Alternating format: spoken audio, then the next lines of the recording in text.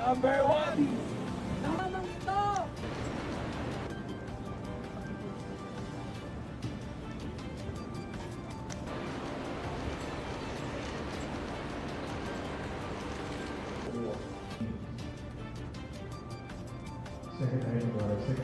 We do not seek war, we seek peace. But those who long for peace must prepare for war.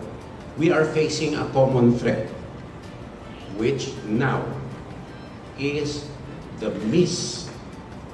overreach of the Communist Party of China.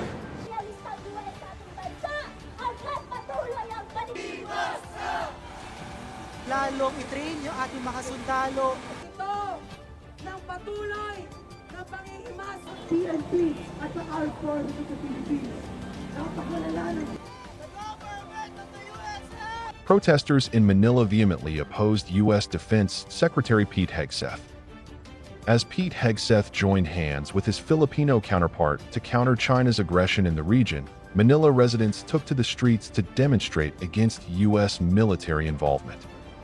On March 28th, U.S. Defense Secretary Pete Hegseth reaffirmed Washington's ironclad commitment to a defense treaty with the Philippines and pledged to deploy advanced capabilities to its partner to strengthen a deterrence against threats, including Chinese aggression. It reflects the strength, as I said, of our ironclad alliance, particularly in the face of Communist China's aggression in the region. And our partnership demonstrates our commitment to peace and security in the Indo-Pacific.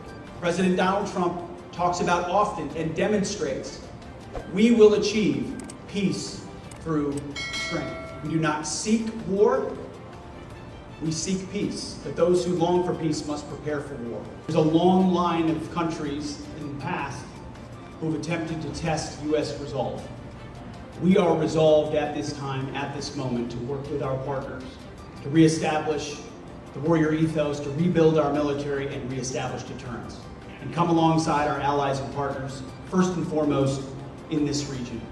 Hegseth met counterpart Gilberto Teodoro and Philippine President Ferdinand Marcos Jr. They signaled continued strong cooperation amid growing threats from China, emphasizing a shared commitment to peace in the Indo-Pacific region and in the South China Sea, where Manila accuses Beijing of repeated hostile actions. We are facing a common threat, which now is the overreach of the Communist Party of China. So the Indo-Pacific, the rule of international law, freedom of navigation, and individual personal freedoms are what are at stake here. Meanwhile, a few dozen protesters demonstrated against U.S. imperialism, advocating diplomacy over military might outside the U.S. Embassy. Protesters burnt a mock U.S. flag, saying Hegseth's visit will only fan the flames of war in the region. They have no other plans than just to sell their arms and to train our soldiers to fight a war against our neighbors. But what we really need is diplomacy.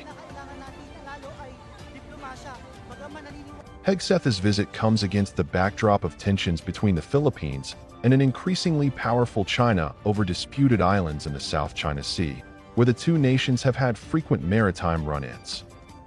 The Philippines is Hegseth's first stop on a trip to Asia that has been overshadowed by revelations that highly sensitive attack plans against Houthi militants in Yemen were shared on a commercial messaging app that included a journalist.